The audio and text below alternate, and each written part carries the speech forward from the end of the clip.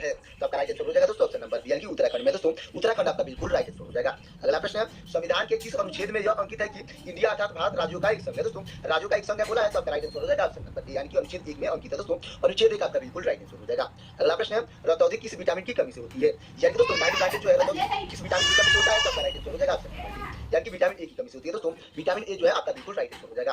अगला प्रश्न है, ओकोलॉजी किसके अध्ययन की बात करता है? दोस्तों ओकोलॉजी जो है किसके अध्ययन की बात करता है? तो आपका राइट आंसर हो जाएगा ऑप्शन नंबर डी यानी कि कैंसर का अध्ययन का बात करता है। दोस्तों कैंसर का अध्ययन आपका बिल्कुल राइट आंसर हो जाएगा।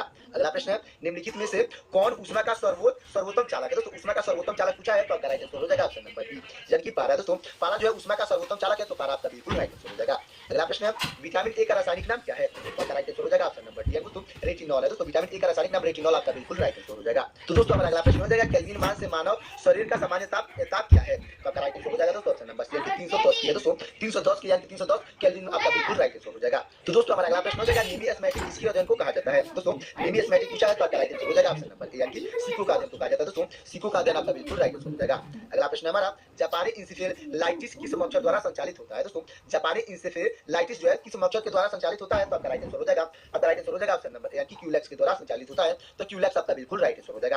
अगला प्रश्न है, कौन सा विटामिन प्रतिरक्षा प्रदान करता है? तो आपका राइट आंसर हो जाएगा ऑप्शन नंबर डी यानी कि विटामिन ए जो है प्रतिरक्षा प्रदान करता है, तो विटामिन ए आपका बिल्कुल राइट आंसर हो जाएगा। अगला प्रश्न है, एनाटॉमी विज्ञान की एक शाखा है जिसमें किसका अध्ययन होता है? यानी कि दोस्तों एनाटॉमी विज्ञान में किस चीज का अध्ययन होता है? तो आपका राइट आंसर हो जाएगा ऑप्शन नंबर सी यानी कि जानवर और पौधों का अध्ययन होता है। दोस्तों जानवर और पौधों का अध्ययन आपका बिल्कुल राइट आंसर हो जाएगा।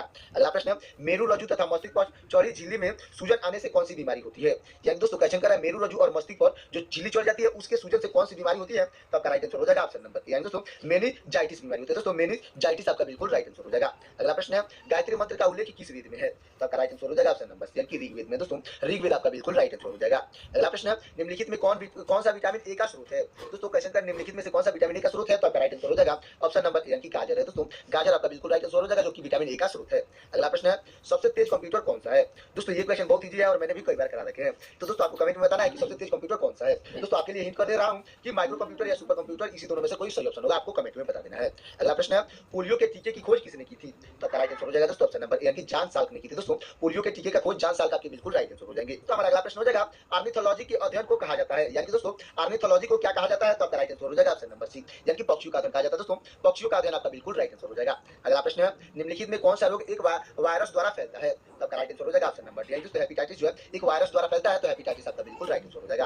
अगला प्रश्न है, दाचीग्राम वन्य जीव अभयारण्य भारत के किस राज्य में है? दोस्तों दाचीग्राम वन्य जीव अभयारण्य पूछा है, तो आपका राइट आंसर हो जाएगा ऑप्शन नंबर डी यानी कि जम्मू और कश्मीर में स्थित है। दोस्तों जम्मू कश्मीर आपका बिल्कुल राइट आंसर हो जाएगा। अगला प्रश्न है, विटामिन ए और बी के आविष्कारक कौन है?